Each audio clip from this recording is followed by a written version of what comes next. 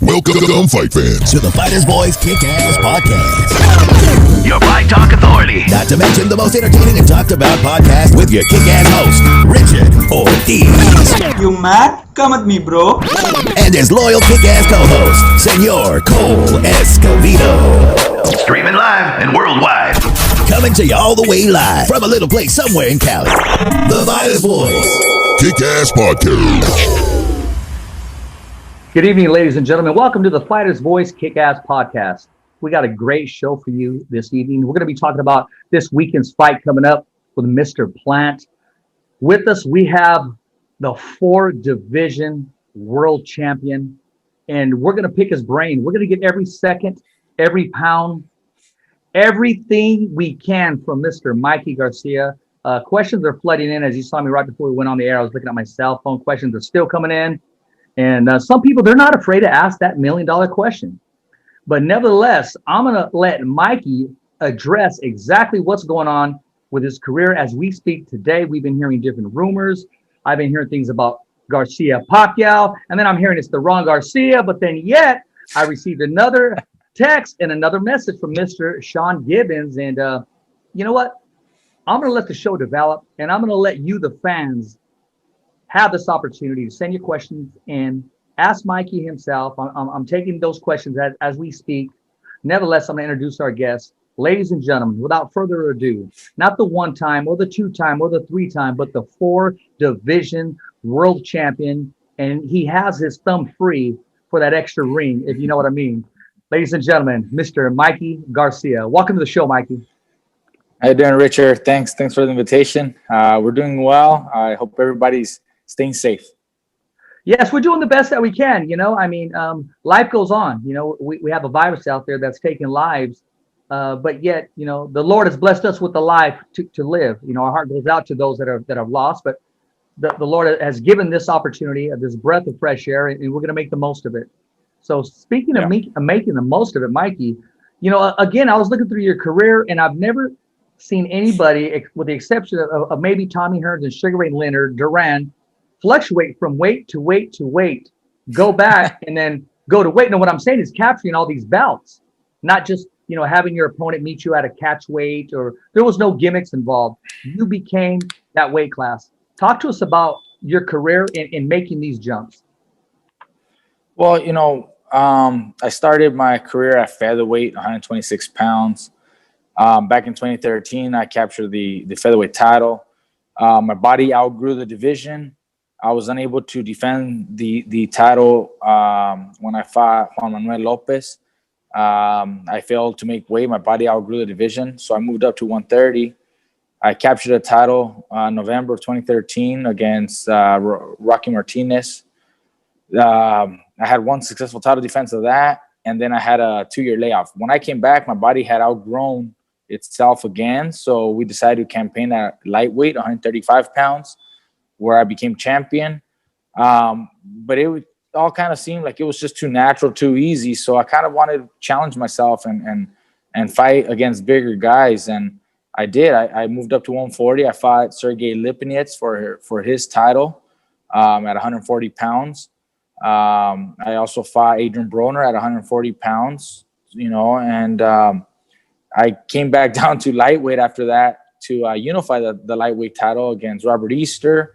You know, I'm looking for the best fight that's available, for the best competitive fight, the most exciting fight. When I successfully did that, you know, it seemed like there was not a whole lot, you know, for me to do at that point. So we decided to move up to 147. You know, that's the highest division I'm at, or I've ever competed. That's my 5th division now. You know, and I mean, I'm trying to stay there. I'm trying to, you know, get accustomed to the weight, and just, you know, hopefully get a title fight, you know, so I can, you know, accomplish a 5th division, a 5th world title in the 5th division. You know, Mikey, you have great options. I mean, because you have fighters that interest you at 135, at 140, and also at 147. You're like the, I mean, like Lomachenko was kind of stuck, kind of fluctuating until he made that big jump. no comparisons at all. I mean, you have your own career, but your options are wide open. I mean, if considered, if the right opponent and it made sense, are you able in any way, shape, or form to come back down to maybe a 137s, 140s? Look, I don't ever want to fight at a catch weight. So lightweight 135 and the guys at 135, I don't see it happening immediately. But I could see it happening at 140. Okay. I could come down to 140. I don't have a problem coming down to 140. You know, I'm trying to stay at 147 for the moment, trying to capture a fifth title in that fifth division. Yeah. But if something is available at 140, then I can do 140. And if those lightweights, you know, want to go to 40, then we could meet there. But I just don't want to be, you know, putting catch weights and weight clauses, hydration clauses. I don't believe in that. If I'm fighting at 147, same thing. I'm not trying to get them to come down to, you know, 45 or whatever. Sure. You know, if I'm not capable of fighting at 47, then I shouldn't be there. You know, so I'm not trying to put any clauses against any of the welterweights that I face. You know, out of all the champions that are out there at 147, who do you have your eye on? And I know deep down you do want that rematch with Errol Spence. And then I know now it would be different because you seem to able to hold the 147 structure of your body, your proportion differently now. I see more balance. I see more power as you show the whole world against Vargas. Is that something you're seeking in a possible rematch, or are you after some new blood, or maybe if you don't get a title shot, you know, some big names out there, maybe some Sean Porter who has expressed some interest? Yeah, there's definitely names at welterweight that I would like to you know, be included and you know, take part in a fight. You know, you got top welterweights just like you mentioned, Sean Porter, Keith Thurman is another one. A big fight I think would be Danny Garcia. I think that would be a big fight, you know, at welterweight for me. And these are non-title fights, but they're still exciting fights that I think the crowd would be very pleased to see. But and as far as a title fight, you know, recently, you know, we were looking at what's available, and it's not so much, you know, that like Errol Spence having 2 titles, Crawford having the WBO, but he's still with Top Rank. It's kind of hard to get a fight with Crawford. I would love it, but it's just one of those things with business, you know, and promotion get in the way. Why is that, Mikey? Why is that, Mike? I didn't mean to stop you, but why is that? Because a lot of fans they want that fight, but they don't know the behind the scenes. They may not know the business. I'll just put it to you guys very clear. You know, Bob Arum, Top Rank, was not very fond of me at the later part, and even though I've tried to keep it cool, I don't see any business coming that way, so I don't have to keep quiet no more. I don't see it ever happening with Top Rank where we do business. I try to keep it, you know, cool for the last years, thinking maybe there's something that can happen, but it doesn't seem that way. And it's kind of one of those things where, you know, Crawford is a great fighter, talented fighter, but if you look at the opponents that he's faced, they're not quite the, you know, top elite fighters of the division. You got Danny, you got Sean, you got Keith, you got Errol Spence. They've all fought each other, and Crawford hasn't been able to get a single one of those guys. You know, a single guy. That shows you that it's because of the promotion. You know, the promotion behind it. You know, Bob Arum and his company will look after their interests first before they look at the sport or the career of the fighter itself as legacy or what the fighter wants. You know, and that's the business behind it. So it just makes things very difficult to obtain those kind of fights with Crawford or anybody that's with Top Rank, unless you're with Top Rank. You know, Lopez was able to get Loma because they're both with Top Rank. You know, if Top Rank has the fighters to fight each other, they'll keep it in house. But it's hard for them to move out of that company. You said something, and I caught that. You said Bud Crawford is still with Top Rank. You said still, like maybe there's something pending, or maybe something may happen in the future. I mean, anything you're hearing or anything that you know? I have heard from what I've seen, just, you know, after his last fight, there was some kind of, you know, words exchanged between Crawford and Bob Arum regarding the promotion, that they're behind Bob Arum, because the way they run their company. Terrence was a little upset at what Bob said about Crawford and back and forth. So, I mean, maybe those are signs that he might be, ending his contract. I had heard also that his contract was close to coming to an end. If he decides to, maybe make a jump, then I'm sure the doors will open for him to fight everybody, from Danny to Errol to Keith to Sean, including myself. Very well said. Before I interrupted you, you mentioned Manny Pacquiao. Yeah, well, he's also the champion at 147. He's holding the WBA title, and he's a legend. I would love to take a fight, with Manny. There was already strong chance last year, before the pandemic hit us. We had already talked about a possible matchup with Manny, but it didn't happen. It didn't happen, and I think his plans started to shift a different direction. He started to look at a possible fight with Conor McGregor. Maybe more of an entertainment, fight, not so much of a boxing competitive fight. I mean, he's done it all in the world, and he basically earns the right now to pick and choose whatever he wants. If he wants to end his career with a big show, not necessarily a big fight, but a big show, and Conor's the one, fuck it, do it. He earned it. If he wants to do something with Ryan Garcia as an exhibition, I'm hearing that might be happening. There's a strong chance that might be happening. Fuck it, do it. He's done it all in the ring. What else does he have to prove? Manny doesn't have to prove anything. He just wants to have fun in there. And if having an exhibition or having a fight with Conor is what he wants, then go for it. When he fought Keith Thurman, I asked him. I was one of the analysts and commentators for the fight, and I asked him, why would you take a fight with Keith Thurman, who's almost half your age? A lot younger, strong, undefeated, top champion in the welterweight division. You've accomplished all. Why would you take that? And he said, because he likes the challenges, because he likes to keep proving to everybody that he's one of the very, very best. So, I mean, maybe his mind changed a little bit, and now he wants to just maybe retire comfortably. But if not, I mean, there's still obviously other fights there, like Crawford or Errol Spence. Myself, fights with Danny or Porter, those are exciting fights for the fans, but it's up to Manny at the end. It's up to Manny. Like I said, he's earned the right to pick and choose whatever he wants.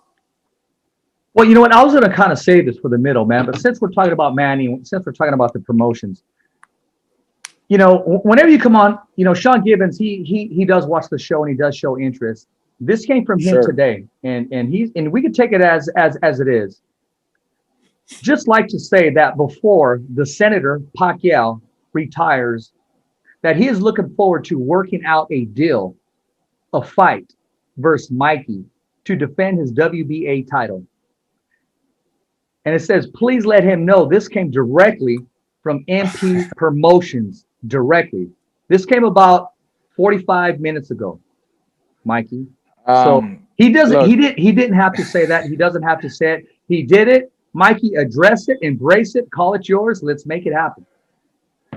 Look, I'm all for it, man. If that's for real, if Manny Pacquiao himself is attorney looking over, I do it all myself, So if anybody from Team Pacquiao is really considering me, for Manny, for next fight or near future, they can reach out to me. My number's out there. They have my number. We've talked before. We talked last year. So give me a phone call. There you go, man. Hey, this is a question. It's coming in from Mike Vandejak. He was the kicker in the NFL. He used to kick for the Dallas Cowboys. I don't know if you remember him. Started off with the Indianapolis Colts. He said, does he want to slap it on? That means like a little, like those bobbleheads, but it's you put them on the wall or what have you, himself, and make some more money? Me? This is him throwing this out there. Yeah, and he said, let him know Tyson Fury is already on board. He said, if so, get take my number down from Richard out into the show. Give me a call and let's sit down. Okay. Hey, that's great, man. I'm always, interested in some new venture, new business. It'd be very cool to have, novelty little, that'd be awesome. So hell yeah, make sure we get in touch after that, after the show, and we'll get connected. Thank you. Appreciate that. Yeah. Now this one is from, I'm going to play the audio on this one, see if we can pick it up. And I'm going to crank my phone up because he left an audio message. So I'm going to play it now. Let me see if I can pick this up right here. And this is coming from Regis Prograis. Oh, yeah. What's up, bro? Can you hear that? Yeah, that's cool. Mike could be on tonight.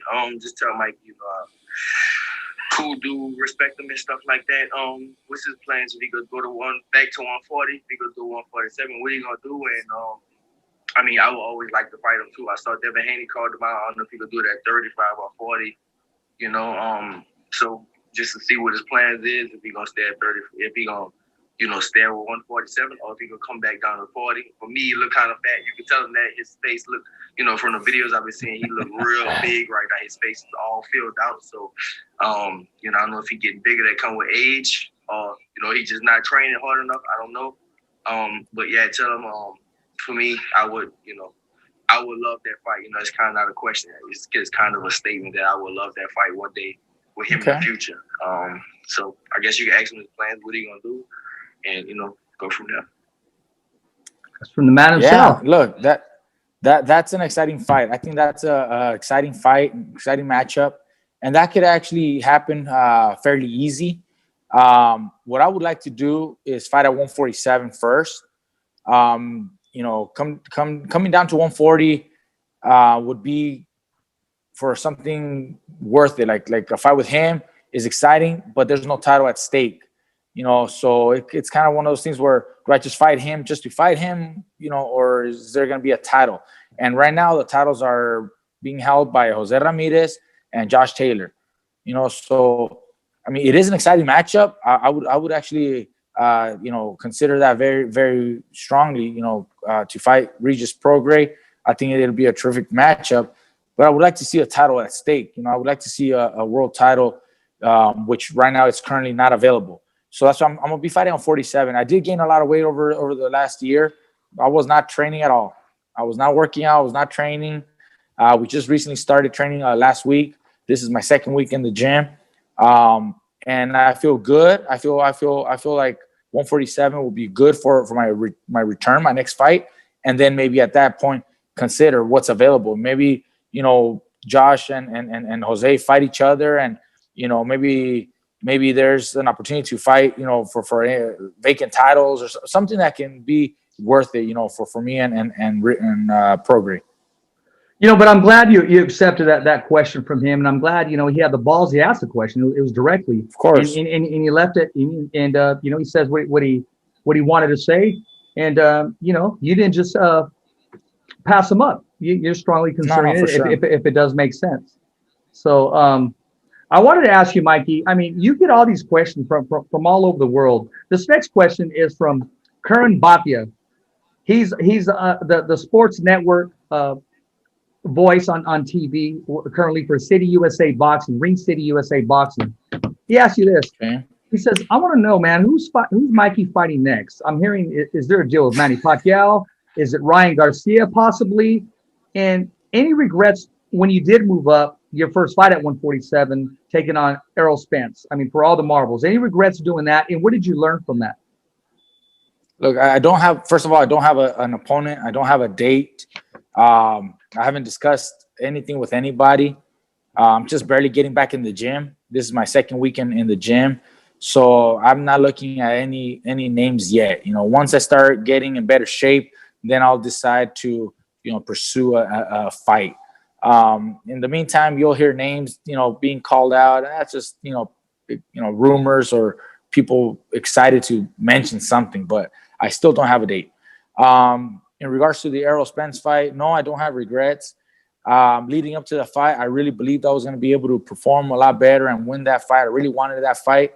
I wasn't obviously able to perform, but I did learn from that fight. I think it's better for me to just stay lighter than trying to gain so much weight to compete against bigger guys. For that fight, not saying that this is exactly why I couldn't perform, but I think it had a lot to do with it. I came in on the scale at like 144, 145. I forget exact, but I came definitely under the limit, which is fine. But then I believe that I needed to rehydrate myself plenty in order for me to be able to be strong to compete against Errol, who I suspected he would be at an easy, over 160 on fight night. So in order for me to kind of, be able to hold on to myself and hold my ground, I hydrated myself a little too much. I came in, I think, like 155, 156 on fight night. And that extra weight, could possibly be one of the reasons why I felt so tired so soon. I mean, just imagine someone throwing, a 10-pound vest over you, overnight. You're definitely going to feel the weight difference. So I changed it. When I fought Jesse, I didn't hydrate myself that much. I came in on the scale at, I think, like 145. Looked great that and I fought. Thank you. I fought at 149. I was weighing in at 149 on fight night. I was 149. So I think that might have made a difference. So I don't have regrets. It was a great show. It was a great support by the fans. It was probably the biggest of the year, I believe. We had a great attendance. We did great pay-per-view numbers, which showed me the people loved, and supported me. And I want to get back. I want to get to that spot where I can earn my big shot again and show everybody that there's a lot more to Mikey Garcia. Two things I'm going to cover right now. Mikey, you're the valuable player inside Robert Garcia's Boxing Academy because so much other fighters can learn from you, because once that name comes up, I mean, possible down the road with the Virgil Ortiz and Errol Spence, or even Jose Ramirez, if everything goes well and he does move up to 147. Yeah. You know the ins and outs of this man, without even giving away any secrets. Only you know the corrections you can make, and you know what Mikey Garcia truly is when he enters that ring and brings it all. So just knowing that thought, just hold that thought. And another thing, when you fought Jesse Vargas, I noticed right off the bat that stare down was real, especially on your part. Because at first he was kind of smiling, and then I saw that stare down, and it was real, and then his became real, and I'm thinking, man, I can't wait to see this fight go down. Yeah, with Jesse, I mean, we've known each other for many, many years. I mean, we'll go back to, when we were first, starting our professional careers and even the amateurs. But we've always gotten along. We've always gotten along together. We've actually co-hosted, broadcasting, a few gigs together. We've hung out a couple times outside of boxing, So it was always kind of a little difficult trying to, promote the fight, because we're good friends. We like I said, we know each other well, and we show each other mutual respect. He's shown me a lot of respect. I've shown him respect. His family, same thing. They're very, very humble people, very respectable family. So it was hard to try to, promote animosities or anything like that. But then once you get to the fight, and you get to the actual, weigh-in and the fight, and now it's like a switch. You turn on the switch. Now it's no more friends. Now that's an enemy.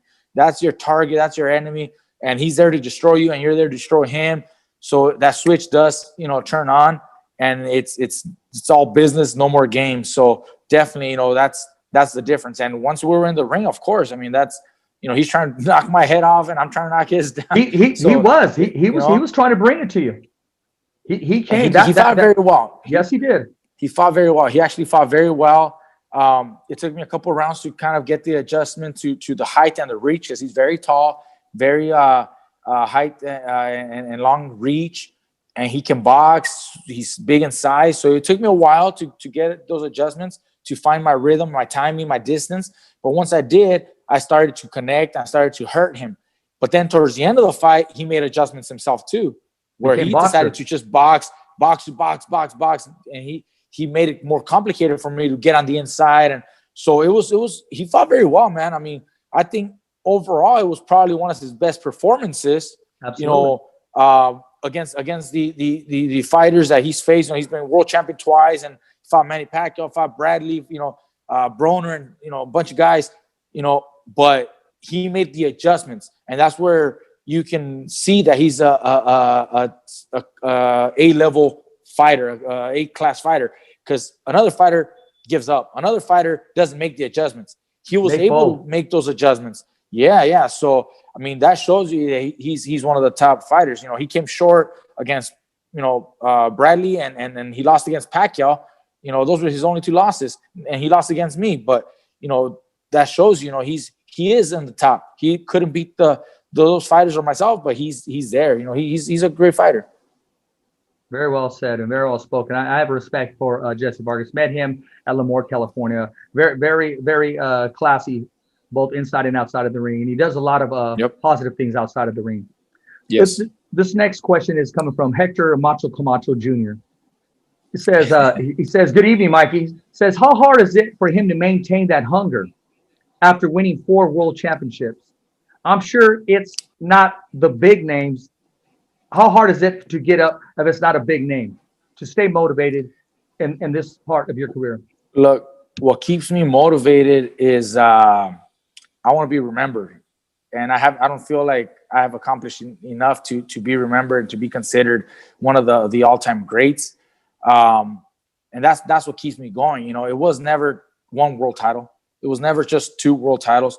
You know, I've won 5 world titles in 4 divisions, and I'm not done. I believe that I will be champion 2 or 3 more times before the end of my career. And that's what keeps me going. You know I will be champion 2 or 3 more times. I will be champion in the 5th division. And that's the drive that I have. I'm not done. You know, it was never just 1 world title. You know, it was a long career that I had planned for myself. And I don't feel like I'm there yet. I don't feel like I've accomplished that. So that's what keeps me going. Sure, last year I took a big break, but who didn't? You know, I fought in February, pandemic hit. You know, I knew there was no boxing coming, you know, soon for me. So I took a big break. I enjoyed, you know, my time in other activities, other businesses that I have, other ventures, you know, but now I'm back. I know things are clearing up. Things are shaping well. Things are soon to be back to normal, or at least make the transitioning. So that's what got me back. I don't have a date, but I'm back in the gym. I'm working hard, you know, so that I can get to where I want to be. This is coming from Brad Goodman from Top Rank. I want to see him back in the ring soon. I'll be going out there soon to Robert Garcia's Boxing Academy to check the gym out. And I want to check everyone out. Viva Garcia forever. Hey, Brad, that's a great man. I love Brad. We love him. He's done great. He did most my 29, 30 fights of my career with Top Rank. And he's always shown, you know, that he does care for us, and we care for Brad too. He's a great guy. Big shout outs to Brad. Hope he's well. I'll see him when he gets out here. He'll let me know. I'm sure Robert will let us know, and I'll see him here in Riverside. Absolutely. This is coming from Al Perez from Main Events in Sanger. He used to be out of Fresno with Main Events Graphics. Okay. He said, ask Mikey, does he like guns? Does he like to go hunting? and he says, of course. Okay, no, I'll let you elaborate on that. What else did he say? Or is there he something says, else does Mikey like guns? I mean, does he like to go hunting? Well, I don't go hunting, but I do love guns. I do have a lot of guns. I like to shoot a lot, just for fun. Like I said, I don't do hunting. Maybe one day I will. But so far I do training, some tactical training, mainly with handguns. I do have a few rifles, you know, and whatnot. But yeah, I got a lot of handguns. I have a big safe with, I don't know, about 30 handguns there and rifles. I even have one laying here next to. Let's check it out. Let's see what you got there. Oh wow! No, that's just sitting here in my living room, just chilling. So we have plenty. I just got another rifle out there in my room, just sitting there. And like I said, I have my safe. I'm a big gun guy. You know, I believe, you know, in the Second Amendment. I'm a big supporter, and you know, it's when done properly and with safety and the right environment, it can be very fun. It can be very fun. You can learn a lot. I'm teaching my kids. My youngest, he's only 6. My older son is 9, and I've been teaching them since they were little, shooting, and practice, shooting, safety instruction, So, I mean, they come here and they see the guns and they're not scared of them. They're not touching them either. They know they're not supposed to, grab them. They can't grab them. They're locked, but they're not over there trying to mess with it, But they ask me, Dad, can we go shoot? Sure, let's go. And I take them and we shoot. I think that's education and knowledge is the best way, to be safe about handguns and rifles and whatnot. Exactly.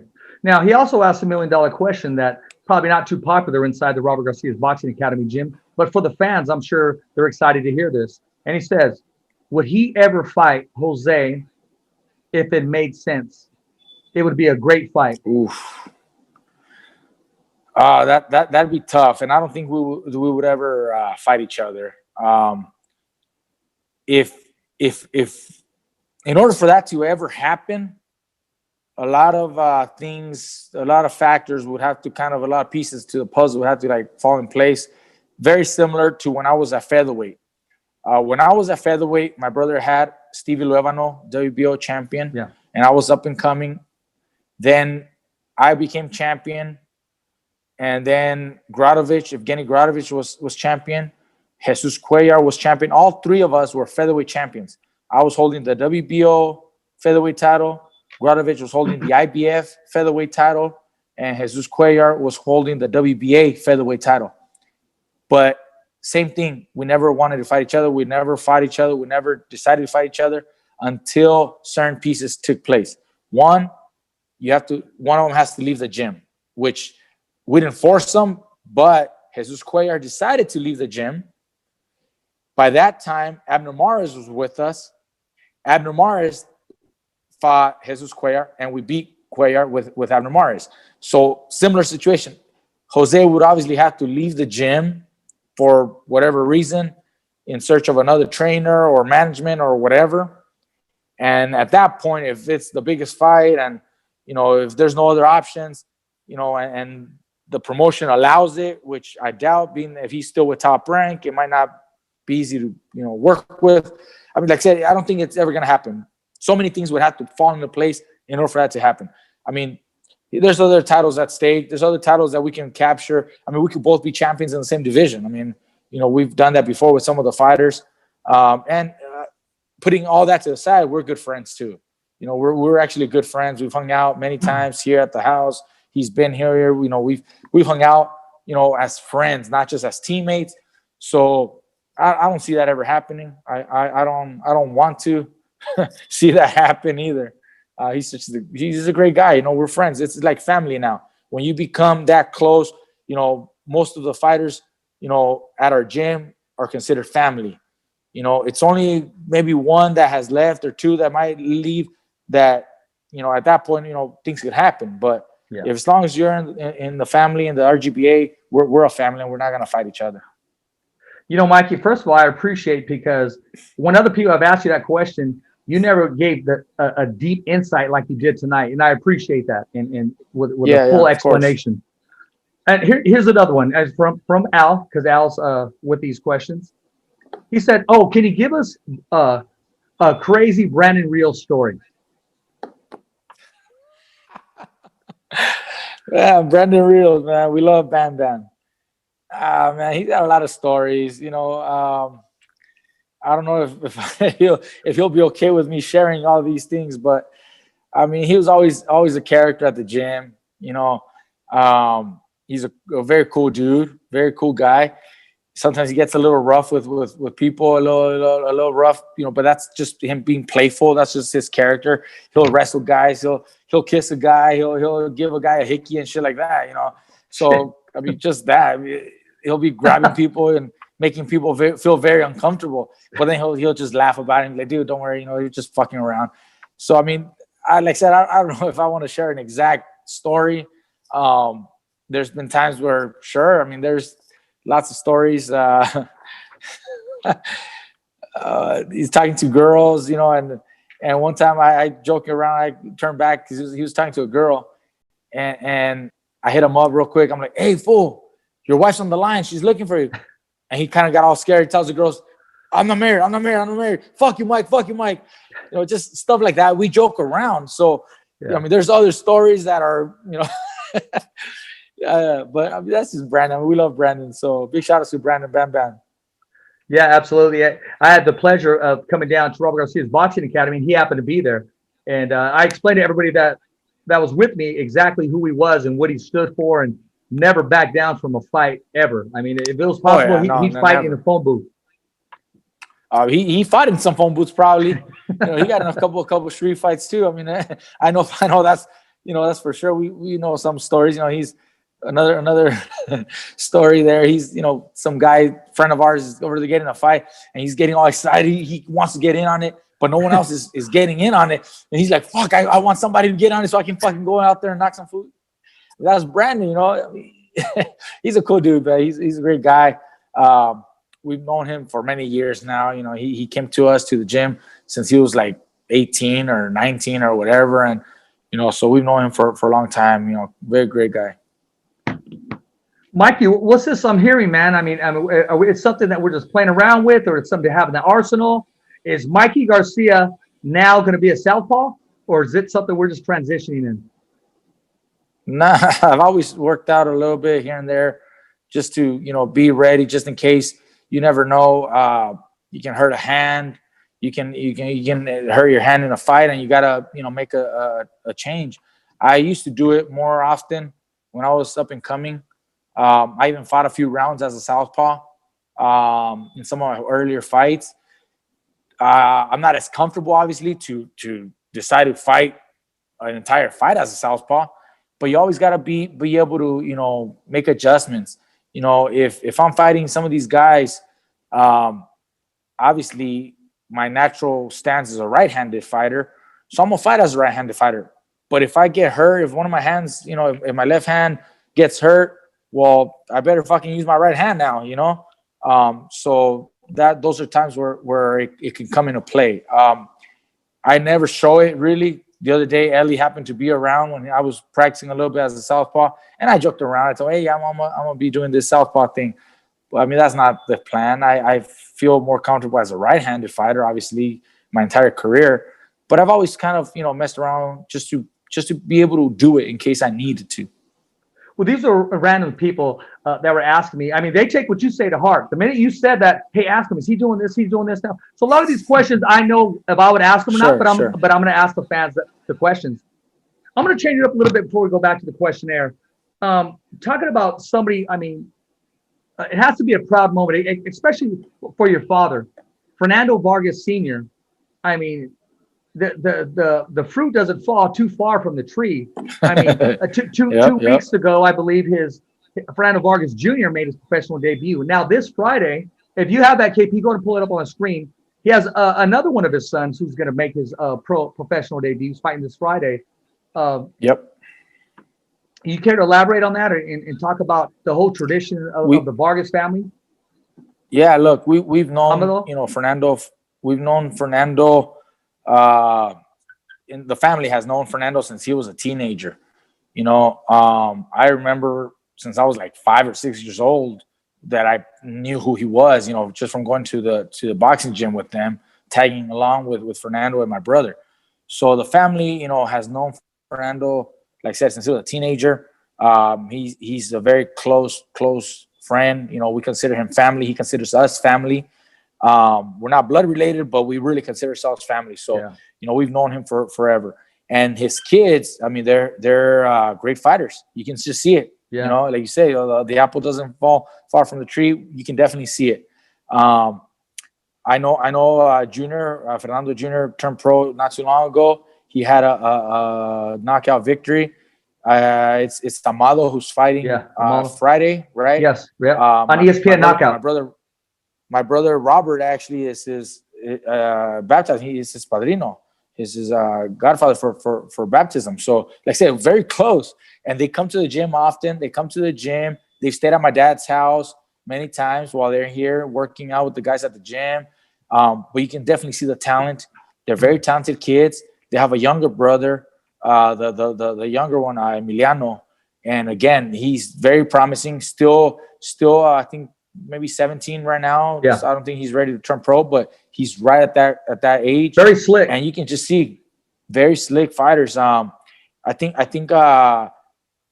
you know, I can't say what's gonna happen because it's still early, but I can definitely see the tools and the skill and the abilities for all three of them to reach, you know, high potential. If Fernando is guiding them with his experiences, and now with all the experience that everybody else has had, like my brother, my dad, and Fernando, you know, everybody can have a much better career, just like I am. I'm having such a great career. I've had such a great career because of all the experience that I've seen and that my brother's seen and my dad and so on and so forth. Well, all that can transfer over to Fernando's kids. You know, I think they're great. I think, you know, soon, within 2-3 years, you're going to see them becoming, you know, stars, world champions, because it's not going to take much for them because they already got all the tools. It's not like you got to take a long time to develop a fighter. They have them, you know, so I'm very excited for them. You know, they there's no running away from it. There's no escaping it. I mean, they have that pedigree. They have that DNA. Yep. So Exactly. having they have all the talent. My dad would always tell Fernando, and Fernando clearly remembers, you know, my dad would tell him, un gallo fino no nace de un gallinero. You know, it doesn't, a real fighting rooster, you know, fighting bird doesn't come out of just any chicken coop. You know, it has to come from bloodline. You know, it's in the blood, you know, and my dad, my grandfather, my dad, you know, my brothers, myself, my little kids, it's in the blood. Fernando, you know, the kids, it's in the blood. You know, there's no denying it, you know. Definitely. Mikey, I remember you were in a video. You were talking to a rap artist. I'm not sure who it was, but I tell this story all the time. I said, man, you should check out Mikey's videos, man, because there's a different side to him. I mean, he'll do some comedy, he'll do some acting, and you were giving this guy advice. He kind of asked you, I may not tell the story correct, but I'll get to the point. He asked you, so when do you fight? Like if you're on the streets and someone's telling you something, or they come up to you, when do you know it's time to fight? You know, when they get in their face, when they push you, and you told them, you said the minute they start talking shit, the fight already started. Hit them. The fight already started. If it's a guy that's, you know, in a way instigating completely, I try to stay away, try to just ignore people, and I've done that many times. But there's been a few occasions where you can only take so much, and they can take it so far to where, you know, if it's a push, if he's coming at you, I don't know his intentions. You know, at that point, I feel threatened. I have all the right to defend myself, just like anybody has the right to defend themselves in a fight. If it happens to be that, you know, I get in a fight, fuck, I got to defend myself. Just because I'm a boxer doesn't mean I'm gonna let someone kick my ass. Fuck no, no one's gonna have the pleasure of saying that they beat me up. Hell nah. You know, if he's asking for it, he's gonna get it. You know, now I can try to keep away from those scenarios or keep it to where it doesn't lead to that. And I've done that many times. I'll ignore somebody. I'll walk away. I won't get to that point. I've done that many times. But there's been a few occasions where I'm not able to do that no more, and it's something that you're obligated to do. You know, Absolutely. Like I said, it might not be the best thing, you know, the best advice for someone in my position, but I mean, who's that motherfucker to come at me and try to bully a professional boxer? You know, so he could have the pleasure of saying that he punked me. Hell no, it's not gonna happen. You know, it might be a little dumb. I might be stupid about it, but you know, that's the way I'll take it. No, you're not. It's that man. It's that one person invading your personal space. Yeah, exactly. You know, they can be instigating, and I can ignore. I can still, you know, ignore and avoid a confrontation, but if it's to that point where they're coming right at me or they're right behind me and they, you know, check me in a way, they push me or they spit at you or, you know, disrespect you in a certain way, or there's a few things that will definitely trigger that, you know, where it's like, okay, you took it too far, you know, now you wanted it, well, here it is. Hey, man, I don't even know anybody who would step to you. I mean, did they not know who you were, or they just had a chip on their shoulder? Was it a dare? Were they blind, or what the hell's going on? I mean, no one's going to step to you. I don't know, man. I mean, sometimes they get brave, you know. They get brave. they think, Modelo brave? Little guy. Little Modelo brave, you know. I don't know. It's happened a few occasions. Like I said, most of the time, every single time, I try to avoid it. I try to not get to that point. 2 occasions last year, not 2 years ago, it happened. One occasion, it was 3 dudes. All 3 got what they deserve. I mean, wow. They can't. It was 3 against 1. What am I gonna do? Not fucking defend myself? You know. So all 3 got it. It's just, like I said, I tried to avoid it, couldn't. 3 against 1. Hey, too bad. Hey, it is what it is, man, and we can live and tell about this. Mikey, is the garage still the same, or is there any new pieces inside that garage? I'm talking about the wheels, man. I mean, you continue to outdo yourself from racing cars to. I personally like the Rolls Royce, the last one you picked up. No. We have the same ones right now from last year. I haven't added a new one. I have a car that I had it since I bought it last year in February, but I'm completely redoing the interior, the body, the paint, like everything. And it's a car that's not easy to obtain parts for. It's a Land Rover Defender from England, came from England to Texas to me. Right-hand drive. It's a very unique vehicle. So that's in the shop. I took it in the shop like in May. It's still at the shop. It's getting finished. There's a lot of progress, but it's still not done. Once that's done, then I'll throw it out there. I'll put it out there. I don't think anybody has seen it yet, other than someone that might have came last year in February, and I still had it here before I took it to the shop. But that's the only car that's kind of like in the works in the project. But I bought that since last year, but I haven't displayed it. I haven't taken it out. I haven't photographed it. I haven't shown anybody. But that's gonna be a beast once it's done. And that's just another addition to the collection. How many do you have now? Yep. Cars in total? Yes. Okay, so the 2 Lambos, I have the McLaren, I have the Viper, I have the 2 Land Rovers, I have the 2 Range Rovers, I have the 2 Rolls Royce, I have my Ram, and I have my Challenger. So do you have more cars than you have cologne? Or do you have a lot of bottles of cologne? Do you collect cologne too? Watches? No, I don't. Actually, the cologne that I have, they've been gifts. A friend of mine gave me one, and a friend of mine gave me one last year for Christmas, and another friend had given me one for my birthday. That's all I have. I don't have a lot of cologne. And watches, I only have one. I mean, I have one that was a gift. That's a nice gift. It was a Rolex. They gifted me. Very nice gift. So that's the only Rolex I have. It was a gift. I have another watch that was given to me, which I wear more because it's not necessarily a Rolex. It's a Bulova that was gifted to me a few years back. And yeah, that's it. I don't do the watches. I like them. I look at them and I appreciate them, but I'm not into the whole jewelry and watch thing. I don't have the chains. I don't have that. But my cars, I do take my cars. I mean, that's my little thing, you know. That's my thing. Do they have names? Do you call them anything? No, I didn't name them. I mean, I haven't named them, but they all got the same nickname, Badass, right? They're all badass. Each one is very very unique in its own way, you know, and they're special cars. They're actually very limited cars. One of the Rolls Royce that I have is one of 35 in a series of 35. So I have one of the 35. Another one, the other one, the extended wheelbase Phantom. I don't have numbers for that, but I know it's very, very rare, very limited. When I bought it last year, At that time, it was the only one in the West Coast.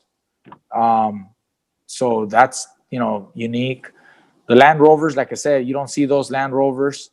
I have two of them. One of them in the shop, still getting worked on. The other one I have here. I drive, every once in a while. The Lambos, two Aventadors. One's the SVJ, one's the SV. Top of the line Lamborghinis. The Viper, number 3 of 100. GTSR Viper, number 3 of 100. McLaren, the 688 MSO HS, number 14 of 25. Limited cars. Right. And my other Range Rovers, a 2-door coupe and a stretched limo Range Rover. You don't see stretched Range Rovers, and you don't see the 2-door coupe either.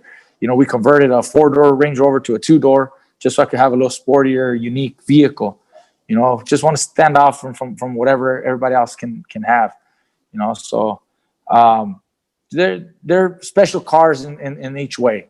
And that's kind of like similar to my guns. I have a lot of guns that are unique in certain ways, and then that's kind of what I do. No, that's what keeps you going, man. That's your motivation, and it's good to have an out. When I say that, like a window, so you can just relax and express yourselves. Like they're almost like therapeutic, I would say. Yeah, definitely. Like you need break. You need a break once in a while. Absolutely. What do I do? When I feel like I need a break or whatever, I'll go hit the track with one of my cars.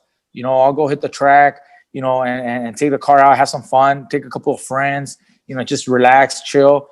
Or I'll come out here and do some shooting. I do some practice shooting just for fun. When I'm not like training, I'm not trying to learn anything, just shoot for fun. I'll bring some of my friends, hey, let's hang out here to shoot, and it is in a way therapeutic, where you just need that break, the routine of every day is overwhelming. You need to break away from that. And that's my thing. Some questions are coming in. Mikey, what exactly do you look for in a fighter? When you signed with Garcia Boxing Promotions on your own promotion, we look at a few things. We look at a few things. Can the kid fight? Can the kid fight? And is there room to improve? Is there still room, for improvement? If a kid is willing to improve and willing to put in the time, that's something that we look for. If the kid is obviously not able to compete and we don't see it, we can't just hold his hand either. We gotta say no. Fortunately, we have to turn away fighters, but we're also not in the business to put someone in the ring and risk him getting hurt. I don't want to get anybody hurt. So if they can't compete, we're gonna let them know that they don't have what it takes, and I don't want to risk him getting injured.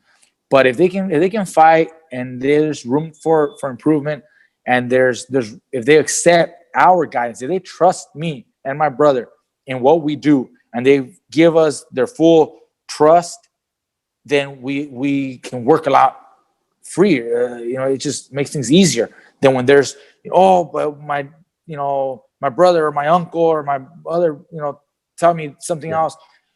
They got to trust us,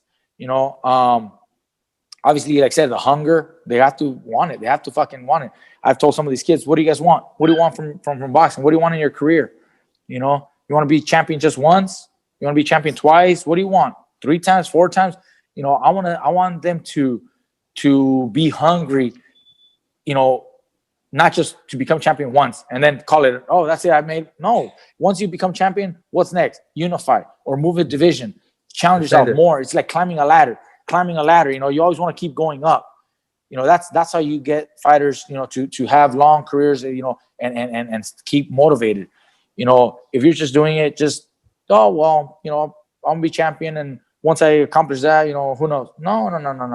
I want to see that motivation, that hunger. So that's what you look for. How many fighters you got signed to Garcia Promotions that are on your stable already?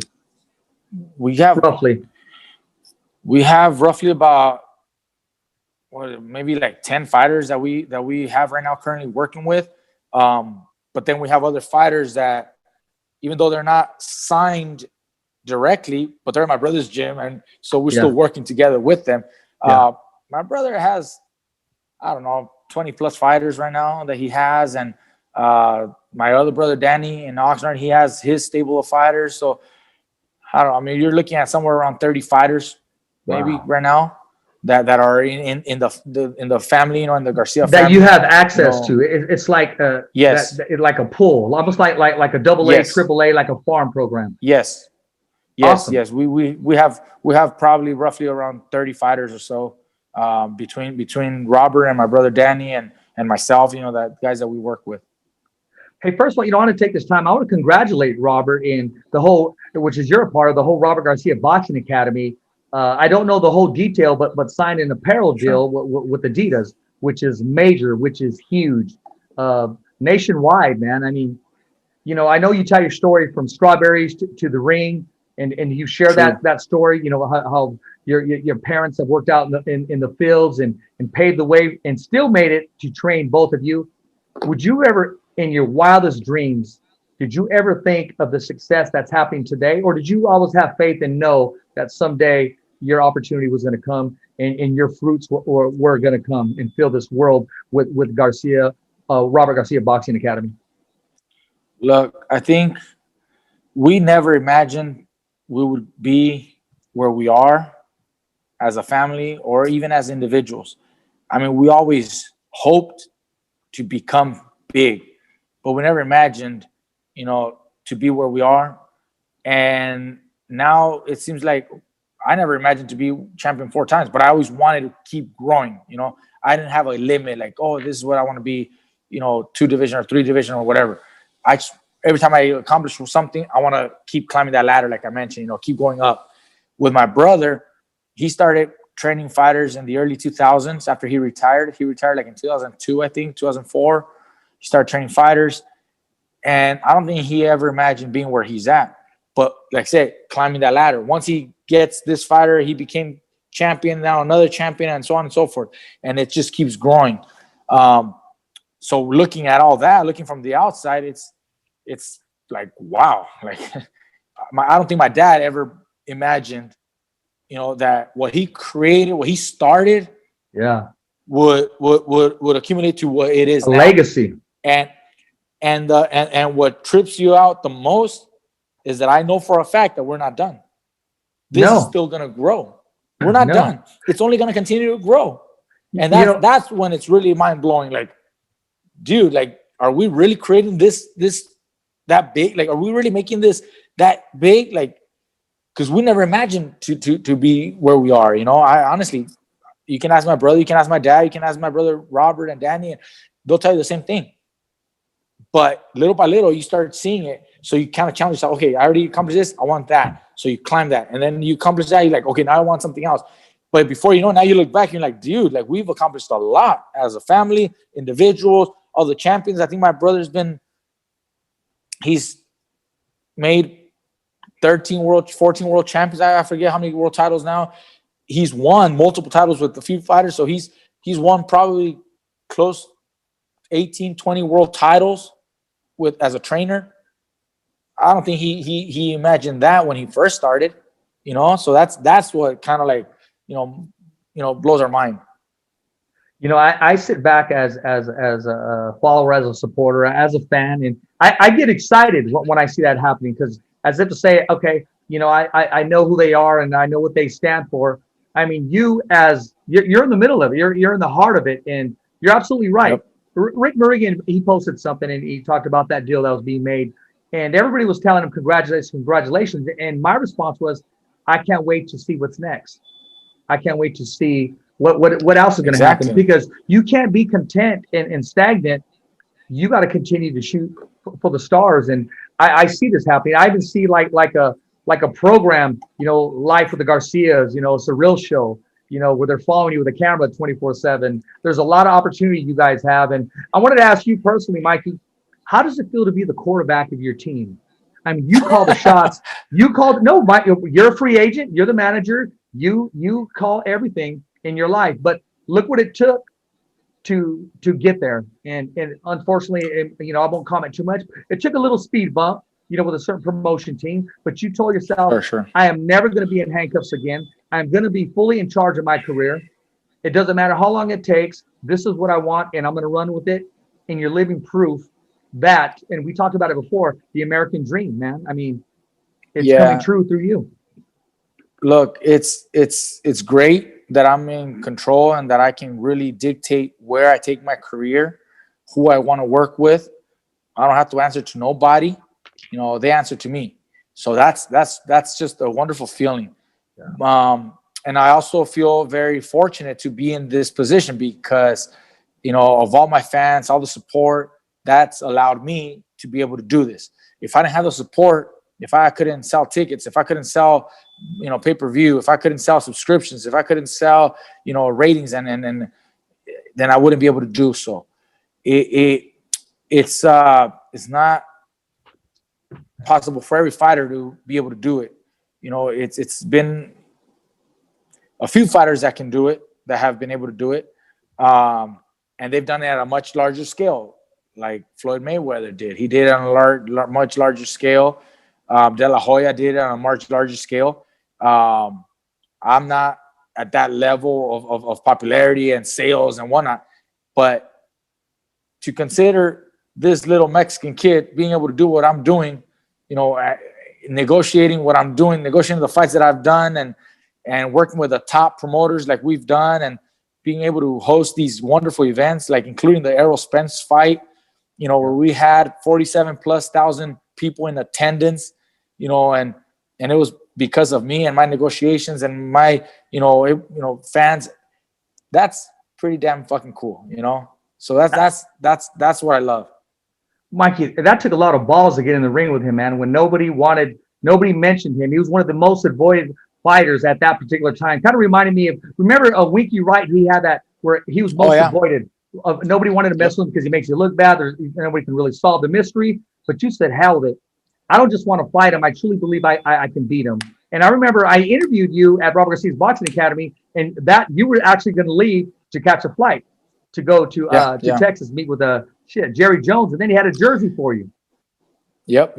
No, that's the kind of stuff that I love the most. It's honestly, I love the negotiation part of the business, talking to the people, negotiating, letting them know what my concerns are, you know, reviewing the contracts, the documents, and making corrections, making adjustments. All that is just, you know, very exciting for me. I really enjoy that a lot. And meeting Jerry Jones himself, you know, and discussing, you know, the actual business, meeting. I mean, I've had meetings with a lot of other people. I mean, Derek Jeter, considering, you know, possibly working together with Derek Jeter and his team and having their attention for a full 2-hour meeting with him. And we're going back. I mean, stuff that is fucking damn cool that me, you know, this little kid, you know, from Oxnard, you know, who, you know, his parents were working the strawberry fields, and now I'm in this chair. I'm in this position. That's fucking cool, you know, and that's just to show that anybody can do it if you know, you do the things right, and if you have the hunger for it. And I mean, anything's possible. It doesn't matter where you come from or what you were doing yesterday. It's what you want to do tomorrow that matters, you know. So I mean, it's just, I mean, I'm grateful. I'm grateful to be where I'm at, and I know I'm not done. I know I'm gonna be doing a lot more. I'm gonna be great, you know, for all the other fighters. I'm gonna help them. I'm gonna do a lot more things for them. I know you're not done. And what I can see in 2021 is you're going to be working hand in hand someday with the Fighter's Voice podcast. You're going to help extend the podcast not only in Fresno, not only in Stockton, but in Riverside. We're going to work our way all the way downtown, all the way down until we hit Las Vegas, where it becomes a household name. And it's all going to be because Mikey Garcia believed in the product. He invested in the product, and he's pushing the product. And the Bible says that if you don't ask for anything, you don't ask, you shall not receive, man. We're asking. Exactly. Yeah, you have to sometimes, you know, push and shove and help your way in there, let yourself known. But you know, you can get there. You know, just like myself. I mean, I left the promotional company, and I got to do it on my own now. I got to make my way. I got to talk to the people. I got to let them know that I am a businessman, that I can handle business, that I can actually negotiate, that I'm not just someone trying to say that I can do it without actually knowing how. You see a lot of other fighters that claim to be their own promoters, and yet they really don't. They have somebody else behind it. Yeah. You know, whereas to you know, with me, I'm there. I'm the one you got to call. I'm the one you got to talk to. I'm the one seeing the numbers, making those decisions, and when these promoters or managers or networks realize that it really is me and that I really know what I'm talking about and I really know what it takes, they look at you a little different. They show you a lot more respect. Absolutely. They treat you different because now you're one of them. Now Absolutely. you're also in that chair, in that position, and at first, like, say, you got to make your way in there. I had to show them that I could do it, and I didn't work with every single one, but they knew, okay, this is, a real, businessman now, not just a fighter, not just a typical fighter, but you have to make your way. I'm sure, if you really want to improve and get known, you have to, do that. Yeah. In your podcast, you want to grow, you're doing all that it takes right now to grow. You're putting in the time, you're putting in that hard work right now, getting on these shows, inviting the speakers, inviting the boxers, inviting the people and getting that out there, and of course, with a little bit of help, you start growing, you start developing, and before you know it, you will be where you want to be. I'll be there. I'll be helping along the way. I appreciate that. Hey, Mikey, a little fun note real quick. I sent you a picture. I've always wanted to ask you, who's that guy in the back? He's getting like a mad dog, bro. KP, if you have that picture I sent you, put it on the screen so the viewers, the fans, and followers can watch exactly what's going on. I feel AP. I feel like, should I buy him a beer? I mean, when I did that, he's just giving me that look like, and I'm going, wow. I'm calling him over right now. One of them. Hey, hold that picture up to the screen if you got it. I got it right here, but I'm holding it. Okay. So let me see. Yeah, that's it out to the right. KP, go ahead and pull that picture up. Right on, man. Okay, where's Beto? They want to see Beto. They saw the picture. Who called that fool? Kyle. Okay, so this here is Rafa. Okay. This here is Rafa right now. He's not here with us right now, but Beto is. Beto, okay. Kyle. Real quick, fool. Watch on TV. You got your dogs with you. They got your back, man. They sent me the picture and they're like, hey, who's that? Right here, come here behind. Oh, yeah. So what's up? Hey, what's up? Hey, what's happening, my man? Oh, yeah, I remember him when he came. Yeah, he's been here. He's seen you here. Yeah. When you take that picture, that's the one right there. Yes, sir. Yes, sir, man. You guys are little kids, bro. Yeah, like 3 years ago. Yeah, so this is Beto, my brother-in-law, and right Rafa, he's my compadre. Nice to meet you, Beto. Nice to meet you, Beto. Nice to meet you, too. Nice to meet you, too. Pleasure, brother. But yeah, we're just hanging out here, chilling. I got out of the gym. I was at the gym from 3 to 5-ish or whatever. Came home. We're, just chilling right now. We're actually waiting to go get some food probably or something. Okay. We're getting ready. But yeah, I mean, we hang out. There's always friends coming over. They like to hang out during training. They like to go to the gym, see me work out. They also help me kind of just, relax and have fun with it versus being all strict and rigid. And, that gets tiring. You got to have fun with it. You got to enjoy what you do.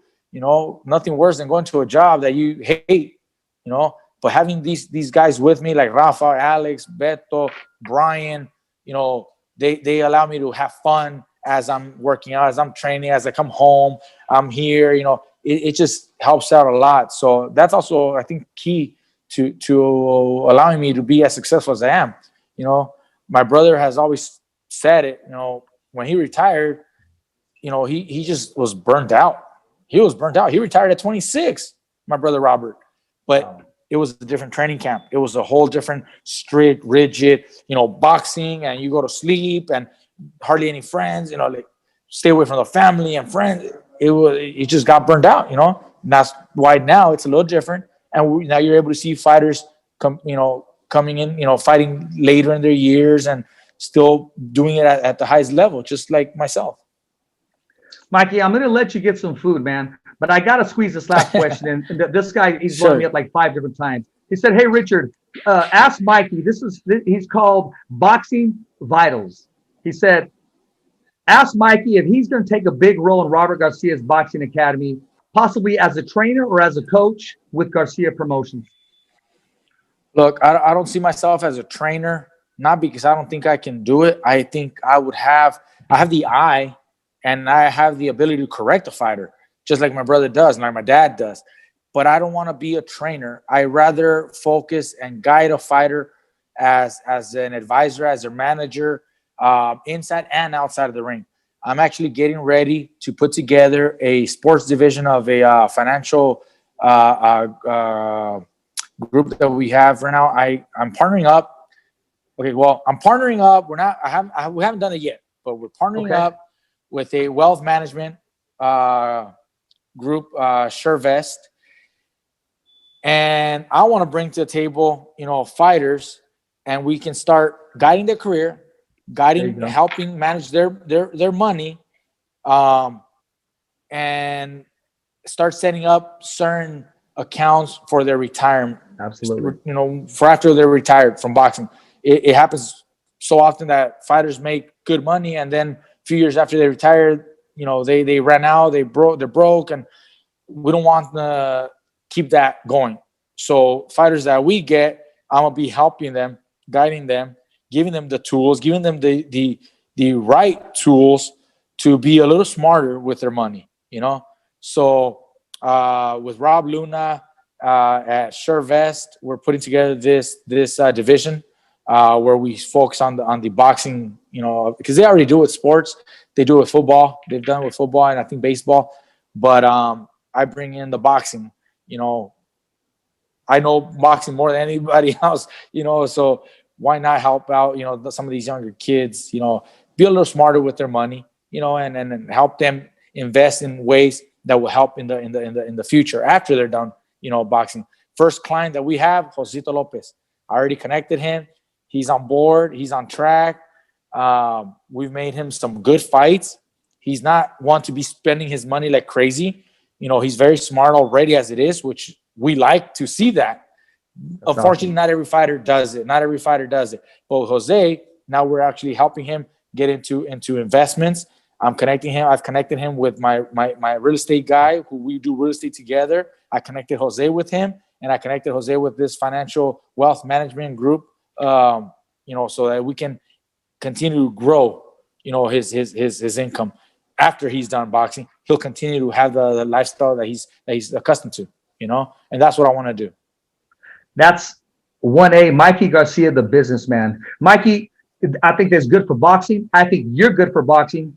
You showed that you're a champion, and it's cliche for people to say this, but outside of the ring, and you have that same hunger outside of the ring as you do inside of the ring. You've always been a class act. Whenever I talk to you, whenever I speak to you, no matter how busy you are, you always make time for the fighter's voice.